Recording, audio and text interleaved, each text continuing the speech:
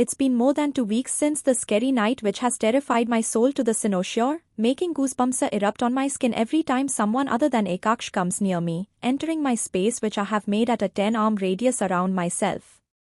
And I am glad Akaksh has made sure to keep me protected from any foreign company, even the house helps, who happen to be all males without an exception.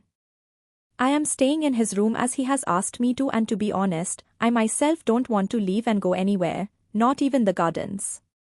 So, sometimes when I rarely decide to take a stroll downstairs and I encounter a house help here or a chef there, it gets very awkward for me to react in front of them.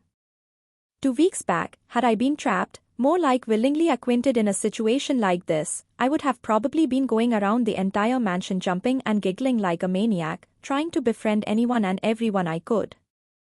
Not gonna lie, the people here are actually sweet, gentle and attending to you, but the fear from that night does not allow me to open my barriers for anyone now.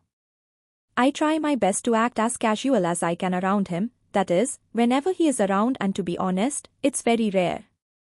He was around and with me for the initial few days, taking care of my every little need without me having to say anything about it.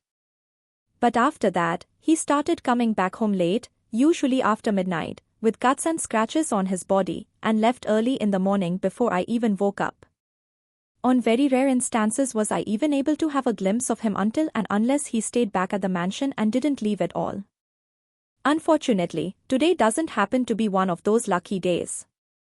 Luca will handle everything back there. Don't call Lana or Mikhail, they are in Hawaii for some work. I turn my head towards the source of the voice as I stuff my mouth with 2 cubes of watermelon he has cut for me. Yes, you heard it right. For the past 2 weeks, he makes me breakfast daily. Even when he leaves before I am awake, he makes sure to put my breakfast beside the bed so I can have it after I am out of my deep slumber. And as hard as it may seem to be true, he indeed is a great cook. He has made pastas, lasagnas, English breakfast, French toast, crepes and a lot more for me, and everything tastes amazing. Even when I don't have an appetite, the smell of the breakfast wakes it up in me and I devour the food like a hungry dog wanting to have a bite for ages. I'll be there in an hour and a half.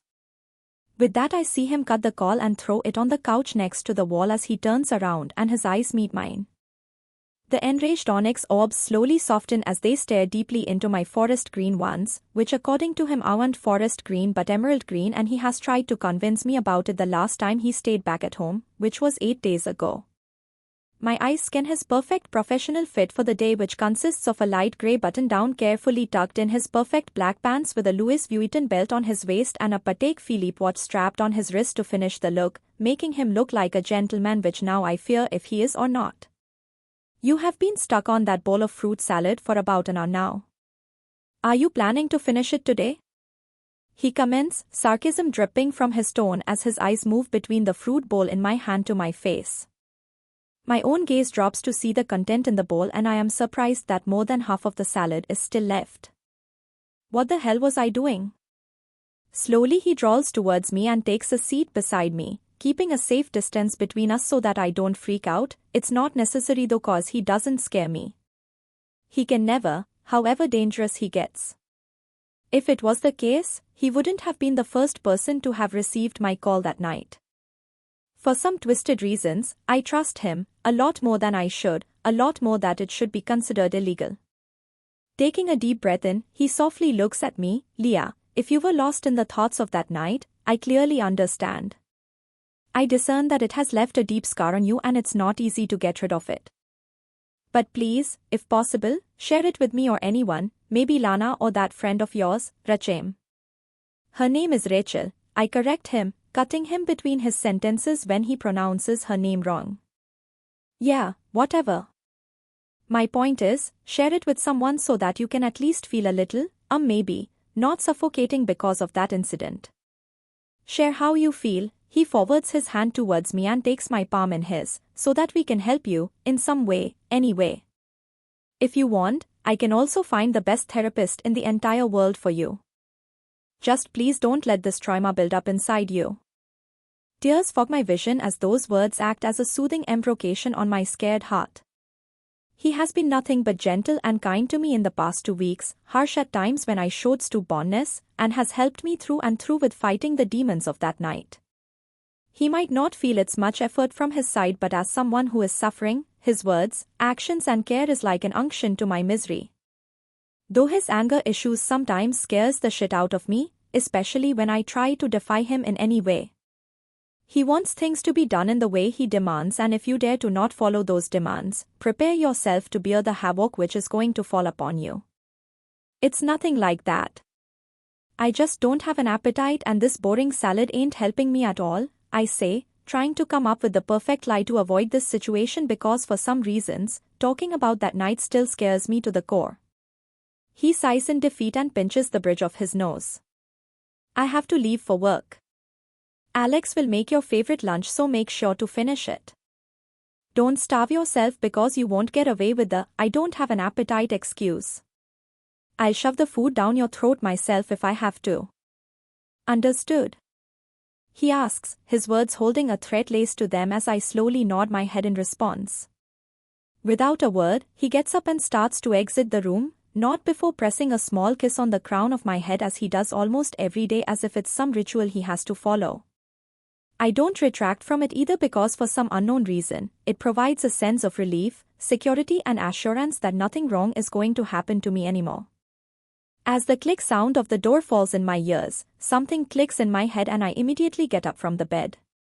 Akaksh, wait, my voice comes out in a hurried shout and he turns around in the blink of an eye, a frown grazing his beautifully sculpted face. Akaksh raises his eyebrows in question and I struggle towards him before standing just a few inches away from him. I have applied for an internship in a writing firm and it starts tomorrow. I just wanted to inform you about it so that if you leave before I wake up tomorrow and come back and won't see me around, you don't worry much. I inform him and pass him a small smile, but he doesn't return the same gesture back to me. Instead, his eyes and facial muscles harden at my words. When did you apply for the internship? The same night when it happened.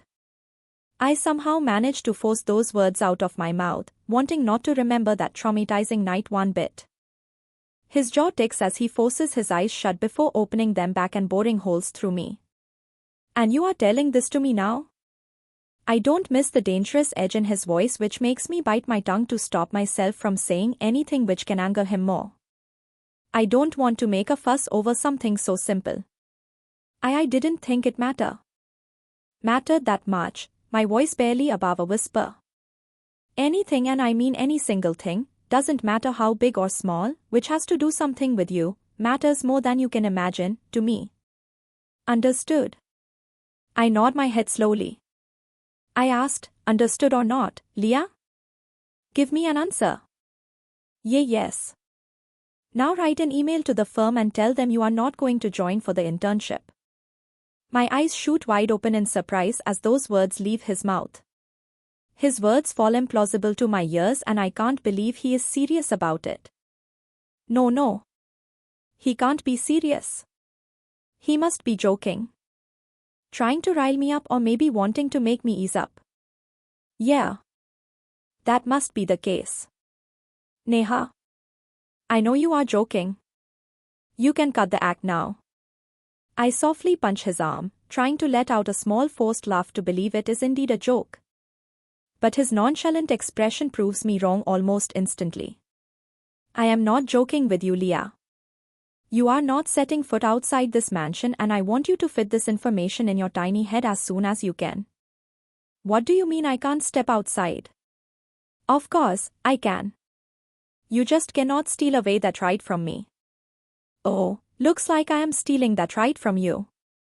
I am serious, Akaksh. You cannot just trap me inside your mansion. I am a human being, not some fragile doll to carefully keep in her dollhouse so she won't fall and break. Do I look like I care? I am not going to let you do this to me. Do whatever you can, I am gonna finish my internship as I have planned. Would love to see you try, Leah. Now, I am getting late. Be a good girl and eat your meals on time. He doesn't pay any heed to my words and continues to stride out of the room, frustrating the soul out of me now. Sometimes, I hate his insufferable guts. You can't just dictate to me to stay at home like this. I have a life outside these walls too, and if you won't let me go by will, I'll run away. I threaten him at last, wanting to get his attention with that, and fortunately, I am successful in my move. He turns around before trailing a step closer to me as he tilts his head to the side and warns, "Put a foot outside the mansion and see how I'll chain you to my bed and cage you in my room. Trust me, you won't like that, or would you?" His eyes mirthless and dark as those words slip past his lips and strike my body, sending shivers down my spine. The mockery in his voice makes me realize that in order to be freed from the prison of my brother's and father's house, I ended up getting myself trapped in an even dangerous hell. A hell from where leaving without Satan's will is impossible, where Satan himself wants to cage me and I willingly got myself ensnared here. Tears brim in my eyes as the realization sinks in my body. It would have been better had I agreed to go to Adrian's place. At least, he would have allowed me to leave for things like these, would have escorted me himself if needed, but wouldn't have made me feel imprisoned like this. Though his place would also have been like a prison, but it wouldn't have been a hell, unlike here. I close my eyes to let the droplets fall down my cheeks as soft sobs escape my lips. Unexpectedly, a rough palm touches my cheeks, wiping off the trails of the tear droplets slowly. He lifts my face upwards to make me look in his eyes, which have now softened a little as they stare back at me. "I am doing it for your safety, Leah. There is danger lurking outside, waiting for you. I can't afford to risk your safety one bit." His words, now softer than earlier, reach my ears as they provide a little comfort to my soul. I put my palm over his, on my cheek, and whisper, "Then protect me. Do whatever you want, but please, let me go. I want to live, Akaksh. If I don't step outside, my monsters are gonna kill me from inside." My pleads succeed to make their way to his heart as a sigh of defeat leaves his mouth. "I am going to appoint at least 10 guards to accompany you, while the other 10 will keep an eye from afar. We are not going to negotiate about it one bit. Are we clear?" With a big grin on my face, I jump in his arms and hug him. "Yes. We are clear." After a minute, I hear an awkward clearing of the throat and I immediately break the hug. "I'm going to leave now. Have your meals properly." And with that, he leaves the mansion. I step out of the car with 2 bodyguards following behind me while the other 8 stand outside the building with their weapons in their hands. I sigh and roll my eyes because I have no other option than to deal with this almost every day now, since he has made it clear that I cannot leave the mansion without 10 guards following just behind me while the other 10 are at a distance to keep an eye on my surroundings from afar. That weird old man always gets his way. Groaning internally, I reach the door of the building as the guards open it and I greet them with a smile. My personal bodyguards follow right behind me as we move further inside. We walk to the reception and I greet the guy behind the desk as he passes me a smile of his own. "Good morning, miss. How may I help you?" he asks, his tone professionally monotonous. "I am here to start my internship from today. May I know where I am supposed to go? Please tell me your enrollment number." 00257. He types those numbers in the computer before looking back at me. "Please go to the 2nd floor. There you will meet Charla. She will assist you with everything." I nod at him and start making my way upstairs.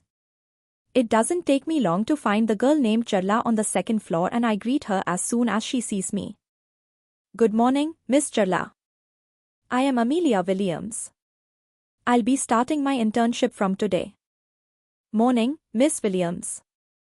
I am glad to have you here with us. You'll be working in the creative writing wing for now, but since it's your first day, I would like to introduce you to everyone." Sharing a curt nod, we start moving towards the people of different departments and I greet them with a smile. Everyone welcome me warmly and Charla shows me how things work in the firm. People from different departments collaborate and get things done. Everyone appreciates teamwork over individual work here, which I am grateful for as I can use some help too. I hope you'll get acquainted properly, and if you have any complaints, you can always come to me for help. A side note, stay away from Rhea. She points at a girl sitting alone and blowing air on her nails as someone stands beside her and tells her about something on his file. "She is a bitch. A small chuckle escapes my lips as I hear her words. People like Rhea are not a new sight for me because I have encountered a lot of them during high school and my university life, so I will have no problem handling her. That will be your desk. She points to another side and my eyes find a light pink and white desk which puts a smile on my lips. Your boyfriend told her how much you love soft colors, especially pink, and asked us to get it customized for you. I hope you like it because if you don't, we will be in some serious trouble. Charla informs me and a frown replaces the smile on my lips. Boyfriend? Yes. The tall guy, somewhere in his early 30s, with a stubble on his jaws and sharp features. Sis, he is damn hot but so scary. I wonder how you deal with him. Her words point towards only one person and immediately a crimson hue coats my cheeks. She is talking about Akaksh. He asked her to arrange this for me. He made sure that I get a pink and white desk according to my preference when he didn't even want me to do this internship in the first place. But more than that, what affects me the most is the fact that she called him my boyfriend. I mean, yes, I do live with him and we once, a long time back, got intimate, like way too intimate, but is he my boyfriend? I don't react much and go to sit on my desk before I embarrass myself in front of her more than I have already. Since it's my first day here today, I don't have much work to do, so I simply sit and observe everyone. So, you are the new girl who is getting a princess treatment here. I hear a voice from beside me and when I raise up my head, I see the Rhea girl glaring down at me with envy. What did I do to her? The evident jealousy lacing her tone as those inciting words leave past her lips, makes my stomach turn. When Charla warned me about her, I didn't think I was going to have my first encounter with her out of all the other people working in this room. Talk about bad luck, yeah. I am the new girl, yes. But about the other part, I am not sure. I reply to her, trying my best to give a forced but not pretentious smile to her. She lets out a mocking chuckle before cocking her brows at me. You are not sure? I mean, you are clearly given the most beautiful desk, not to forget, a customized one out of all. That too according to your preference, in a pink color, just like your boyfriend asked, more like threatened. So, yes Miss Williams, you are getting the princess treatment even without doing shit. Her words laced with venom and presented as if it's my fault that all this happened. I wasn't even aware. I feel like crying, to be honest, because this is not how I expected my day to go. After so many days, I was finally looking forward to doing something and meeting some people, but who knew this was going to happen? But there is no way I am going to let her make me feel like some lowlife even when I am not at fault. Taking in a deep breath, I turn towards her and force another smile on my lips as I retort, "You jealous, love." Her face stiffens as she throws me a sharp glare. "Welcome to work, love." With that taunt she stomps her foot and leaves from there. God. This is going to be so tiring, dealing with someone like that every now and then, and I don't even have Rack by my side here, unlike high school.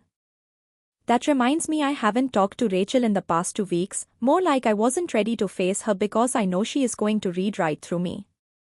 There is no escaping your best friend after all. I'll call her tonight.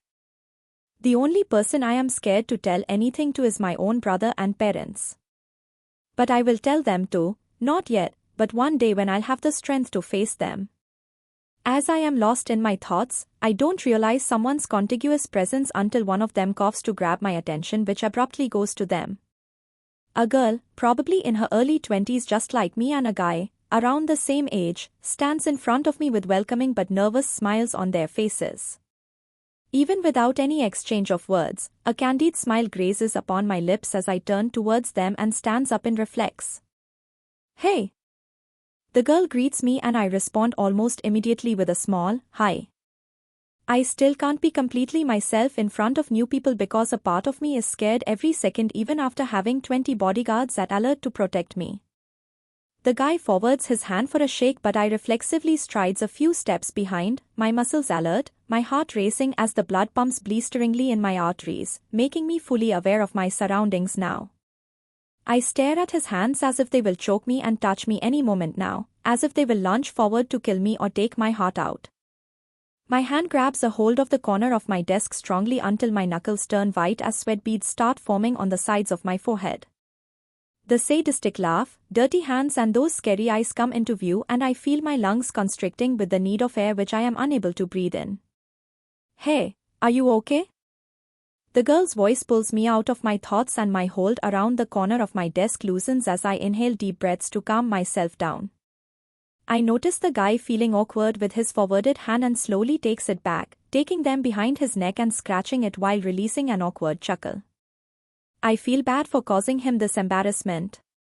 Hello, the greeting slips out just above a mere whisper from my lips. I am Amelia, an intern here. I just joined today. I am Jacob. I am also an intern but it's been a month since I joined. I work in the editing department, he introduces himself to as I nod my head in understanding. The girl comes a step forward before saying, I am Cora. I joined at the same time as him and I am working in this department itself. I saw Rhea talking to you about something and the bitchiness on her face gave off that she wasn't being kind or welcoming for sure. So, we decided to come but she left before our arrival. As she finishes off with the explanation, my lips turn in and zero themselves and I nod. I am glad you wish to help me but it's alright. I can handle people like her.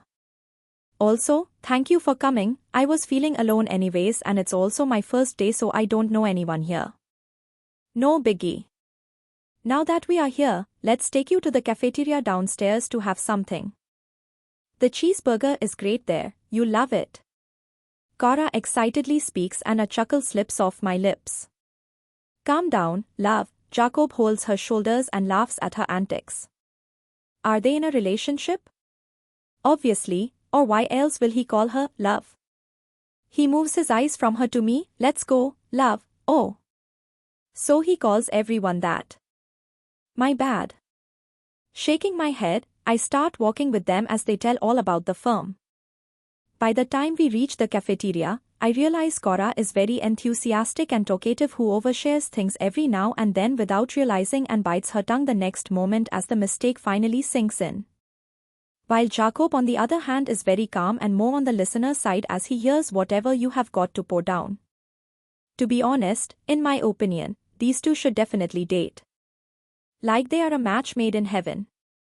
Trust me, I wanted to slap that bitch across her face but then I realized my hands would get dirty after touching her so I forbid myself from doing it that day. She finishes off the rant about how Rhea destroyed one of her edited papers due to which she was lectured by the horde. You seriously need to relax sometimes, Tiger. Don't be ready to pounce on literally anyone, I hear Jacob say with a snicker while she huffs at him and moves ahead.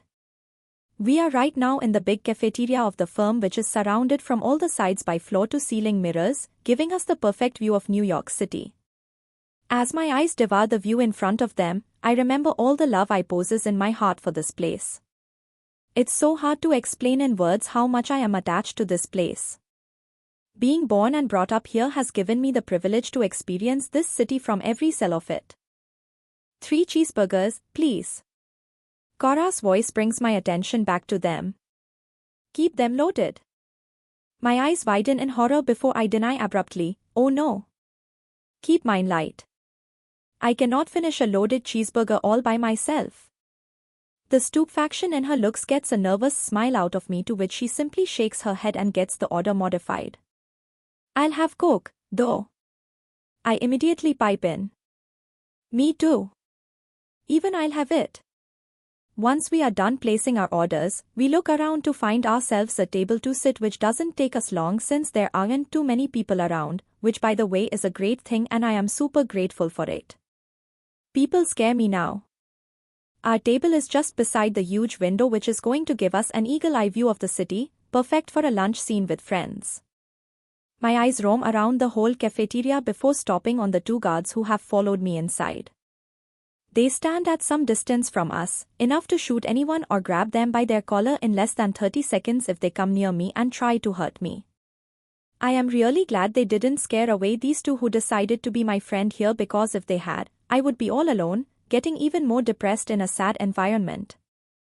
Are they going to stand there like robots and stare at us as if they are gonna shoot us any minute? Cora asks, following my gaze. I turn my head away from them and face my friends with a small smile, a forced and tight-lipped one to be exact, yes. But don't worry, they won't harm you. Are you a part of some mafia? Is your father some politician? Anyone from your family in arms dealing or something? No, I exclaim almost immediately in defense, why would you even say that? I thought because these guards give off that vibe. And you are also so beautiful, poised and charming, just like some princess or something who needs to be protected, so I presumed. Told ya, you need to stop riding your horses that fast, love? Oh really? Then let me ride you instead? Her words make both me and Jacob choke on our own saliva, making our eyes go wide as she stares at him with innocent eyes, fluttering her eyelashes. He gets all shy as I notice the evident blush coating his cheeks when he turns his head to look away from her. Girl, please hesitate, I say, taking a sip of the water, directly from the bottle kept on the table. Left that shit long time back. Realized it wasn't fun. Before I can retort or pass a comment, our order is called and Jacob runs to get it as if his pants have caught fire. Both Cora and I laugh at the scene before he comes back with our order, not looking at her even once. Once the burgers are served, we devour them while she keeps talking about anything and everything and Jacob and I just hear her rant. It doesn't feel like I have been introduced to these two just today. After we finish eating, the three of us get back to our desks. Cora pulls her desk beside me with all the strength she has in her body so that I don't feel lonely or in need of a friend, to which I am grateful for. I had nothing to do but she did, so I let her work and just observed her in order to get some understanding of the work from it. The day passed very quickly and it was almost evening by now. We depart at 4:30 from the firm and the three of us walk together outside the building. I just wanna go home and lie down on my bed. Me too. You girls get tired real quick? Shut up, both of us frown at him who tries to give a logical response to our serious wish. I was just stating facts. Then don't. We don't require that, and if you are too excited to do something, kiss me and make me forget the tedium. Girl, you seriously need to take a lesson on something commonly called hesitation by the normal folk. Why will I indulge in something so boring when I can enjoy his reactions whenever hesitation leaves my body? Stop, woman, stop. Even the devil himself is scared of you.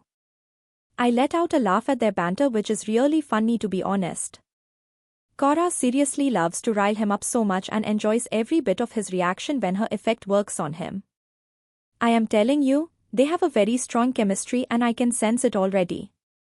Shaking my head, I look ahead of myself when suddenly the big smile on my face disappears and a frown replaces it as my eyes fall upon him.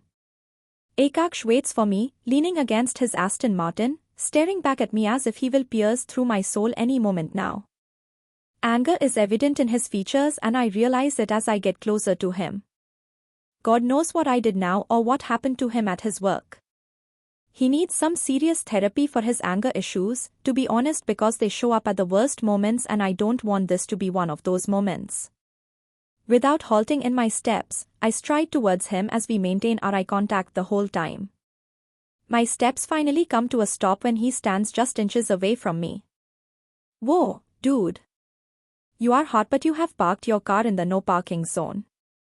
Come on, drive it away or else you'll have to pay, which I don't think is going to be a big deal for you seeing your car is an Aston Martin and you look all rich clad. I turn towards Cora and put my palm over her mouth to stop her from talking.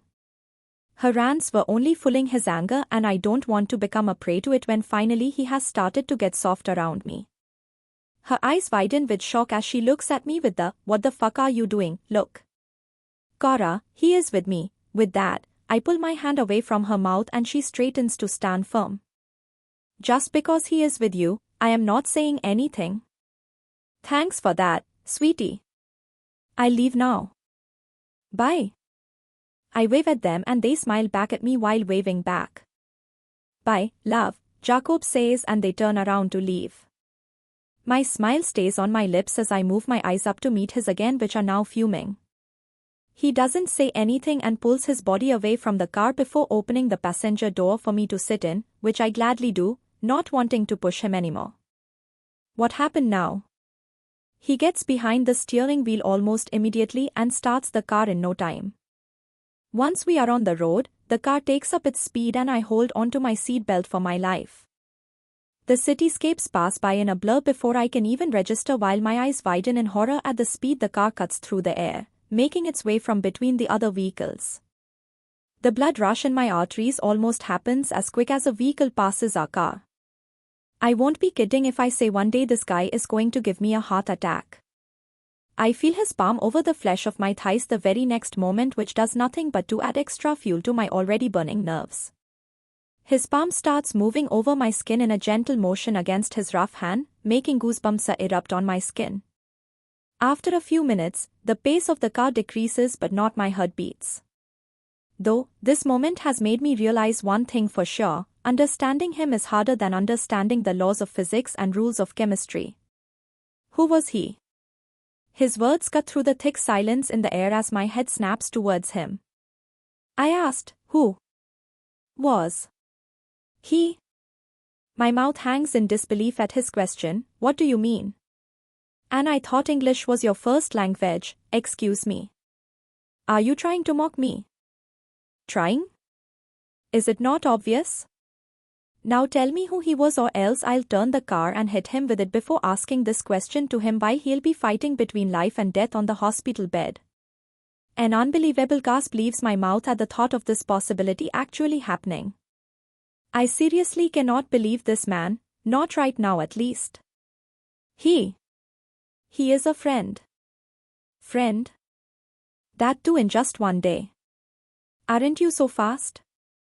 Sarcasm drips from his tone, getting a frown from me in response. How many friends did you make today? And how many are males? Seriously? This is what you have got to ask me after I am done with the first day at my work. No, how was your day? Did you like it there, or something? How was your day? Did you like it there? You are unbelievable. I am seriously pissed off now. Why is he even behaving like that? He was normal in the morning before he left for work, and in the past 2 weeks, he has never once behaved like this. Then what happened now? Are you going to answer me, or should I use my ways to get the answers? Now, I am scared because this side of him is something I have never seen before and don't want to see either. Just two. The girl, Cora, and the guy, Jacob. I slowly answer him, trying to keep my voice calm. Why was he calling you love? Is he so desperate that he started flirting from the very first day? His voice comes down by a decibel or two, though he still holds the steering very tightly. Don't worry about it. He calls every girl that. I am no special. Also, I feel like Cora and he can be a great couple, and I am rooting for them. As soon as the words reach his ears, his hold also relaxes while his palm keeps working its way on my thighs, making me bite my lips in nervousness. Suddenly, something strikes me and I realize he was jealous all this while. Oh my God! Pinch me! Taking the chance, I decided to tease him a little for it now that he has relaxed. By any chance, were you jealous of him? I smirk as it's finally my turn to question him. His face doesn't show any emotions as the next unhinged words leave his mouth, making me almost choke on my saliva. Watch me shove a bullet through his skull for calling you love, and then we will talk about jealousy. Standing in front of the bathroom mirror, I stare at my reflection, taking in every bit of myself. But all I can see in front of my eyes is a girl, tainted, fragile and shattered, incapable of any love, maybe. The eyes gaping at me makes me realize that I have become a person I have hated my entire life. Weak. Frail effete. Guilt and disgust hit me when I slowly trail my fingers over my nude skin, my arms, collarbone, neck, shoulders, chest, and finally moving to my breasts. The second my hand touches the flesh of my breast area, the repetition of that night is projected in front of my eyes like a ceaseless reel of a horror movie which has tainted my soul in the worst way possible. I immediately extricate my hand away from my body and take a hold of my body wash before squeezing it over the loofah and rubbing my skin harshly with it, wanting to remove the touches from my body. Tears leave my eyes as the loofah scratches my body and I continue to let it do the torment.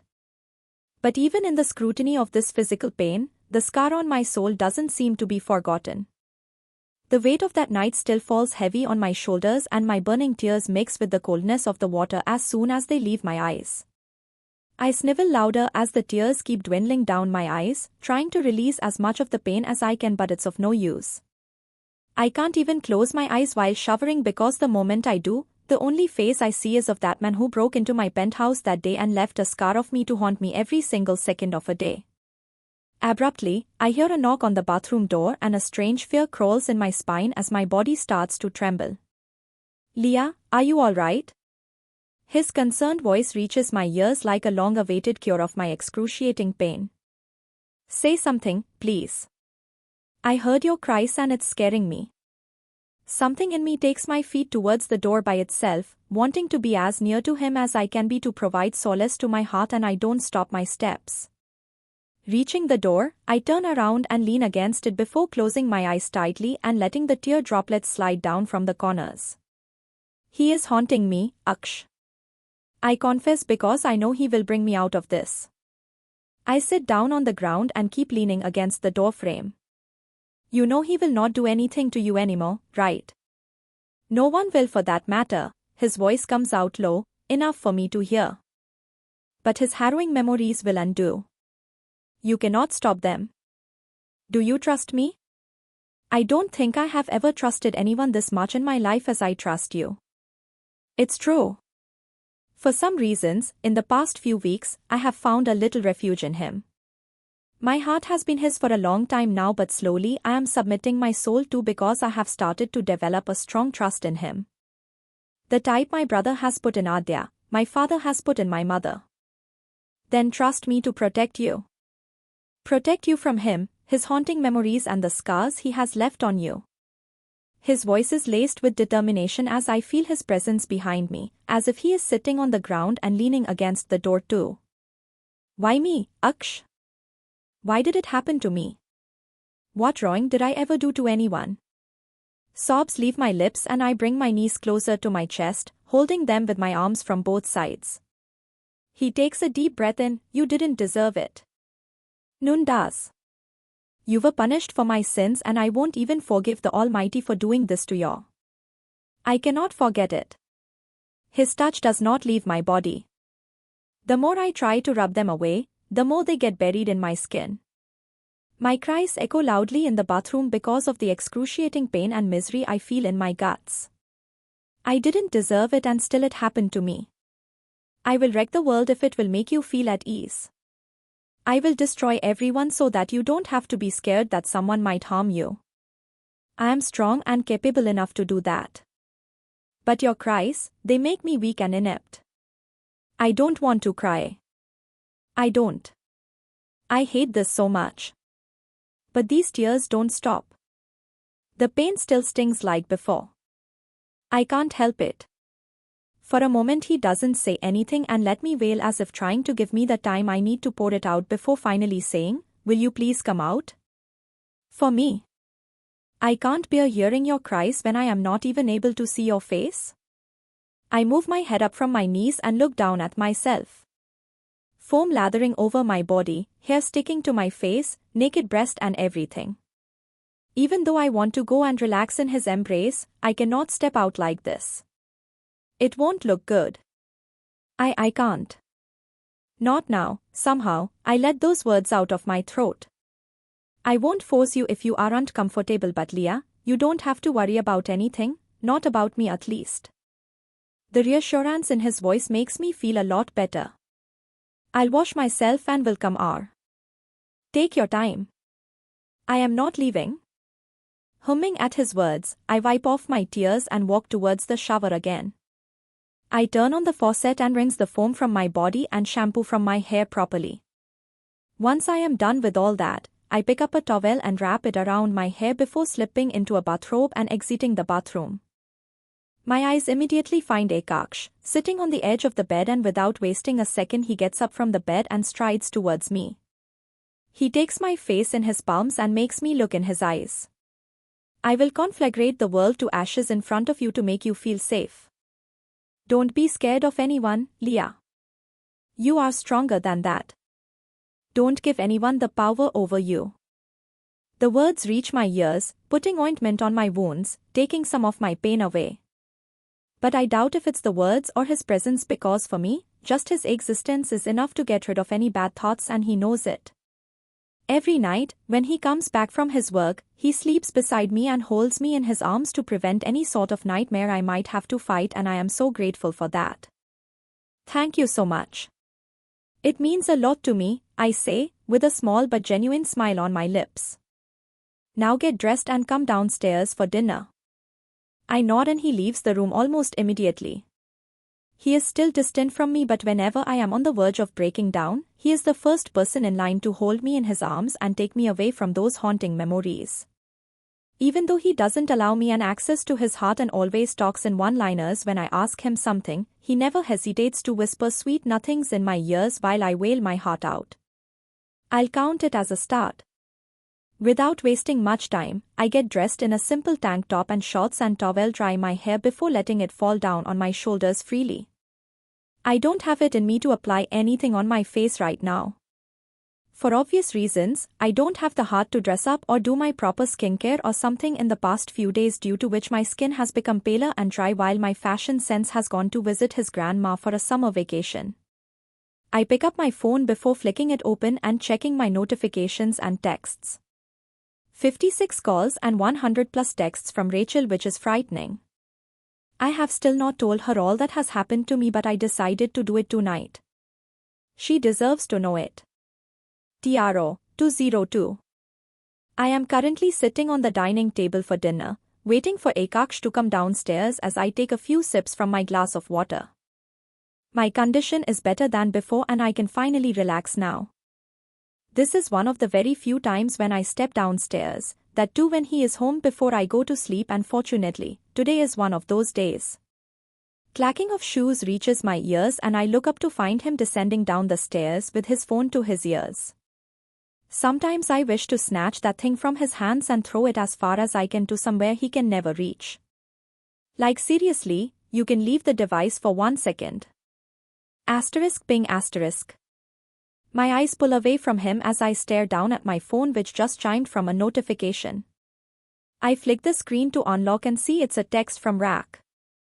Do you see something wrong with my neck?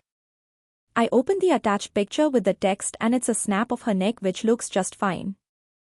Pale smooth skin is all I see. No. It's completely normal. Another text and a picture comes almost immediately and I open it.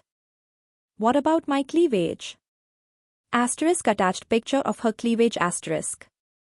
I zoom in the picture to see properly and don't see anything odd there too. God knows what's up with this woman. Sometimes I doubt if she is even real or not. Suddenly, a throat clears behind me and I hastily look up to see Akaksh staring down at me hesitantly. Wait, why the hell is he hesitating? It's like he wants to say something but is contemplating it 1,000 times while giving me a judgy look at the same time. Weird. I smile at him weirdly, not knowing what else to do before looking down at my phone again.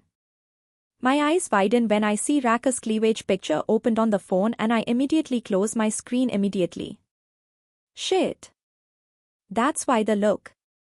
I don't have the courage to lift my head and look back at him again.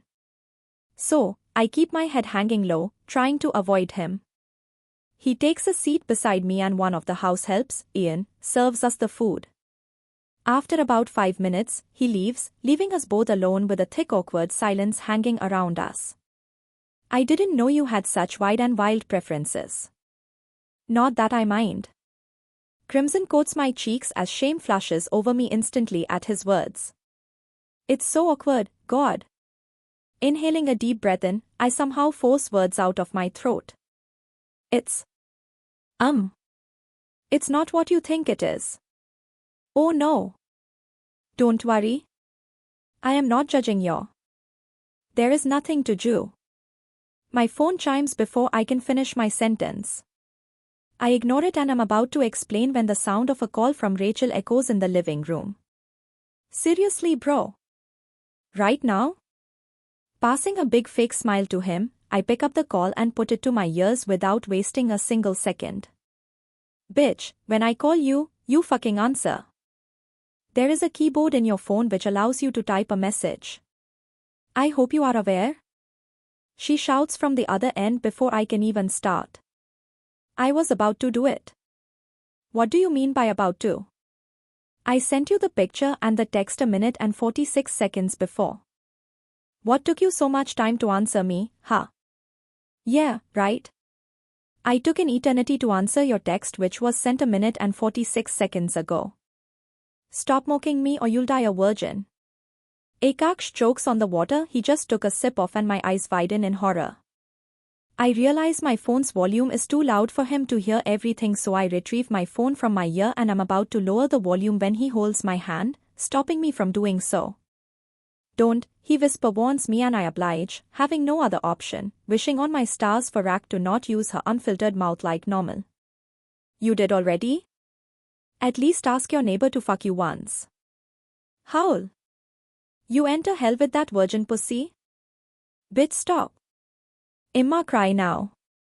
Can we talk about your emergency issue instead of discussing this? I force a smile and speak, trying to act nonchalant when my insides are burning with the strong gaze of a certain someone sitting beside me. Oh, yeah. So, tell me, was there something wrong with my cleavage and neck? No.